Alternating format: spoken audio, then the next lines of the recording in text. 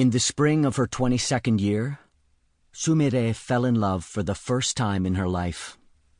An intense love, a veritable tornado sweeping across the plains, flattening everything in its path, tossing things up in the air, ripping them to shreds, crushing them to bits. The tornado's intensity doesn't abate for a second as it blasts across the ocean, laying waste to Angkor Wat, incinerating an Indian jungle, tigers and all, transforming itself into a Persian desert sandstorm, burying an exotic fortress city under a sea of sand. In short, a love of truly monumental proportions.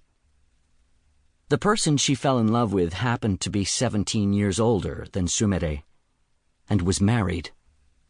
And, I should add, was a woman. This is where it all began, and where it all wound up. Almost. At the time, Sumire, Violet in Japanese, was struggling to become a writer. No matter how many choices life might bring her way, it was novelist or nothing. Her resolve was a regular Rock of Gibraltar. Nothing could come between her and her faith in literature. After she graduated from a public high school in Kanagawa Prefecture, she entered the liberal arts department of a cozy little private college in Tokyo. She found the college totally out of touch, a lukewarm, dispirited place, and she loathed it, and found her fellow students, which would include me, I'm afraid, hopelessly dull, second-rate specimens. Unsurprisingly, then, just before her junior year, she just up and quit. Staying there any longer, she concluded, was a waste of time. I think it was the right move, but if I can be allowed a mediocre generalization, don't pointless things have a place too, in this far-from-perfect world? Remove everything pointless from an imperfect life, and it'd lose even its imperfection. Sumire was a hopeless romantic, set in her ways. A bit innocent, to put a nice spin on it. Start her talking, and she'd go on non-stop. But if she was with someone she didn't get along with, most people in the world, in other words, she barely opened her mouth. She smoked too much, and you could count on her to lose her ticket every time she rode the train.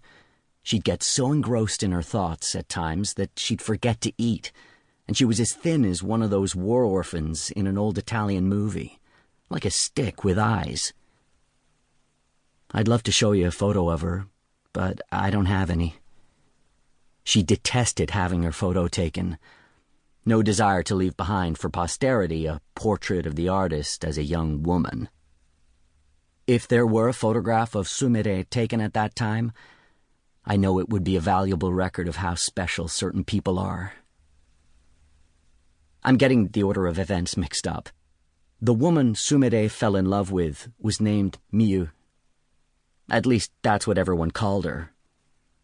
I don't know her real name, a fact that caused problems later on, but again, I'm getting ahead of myself.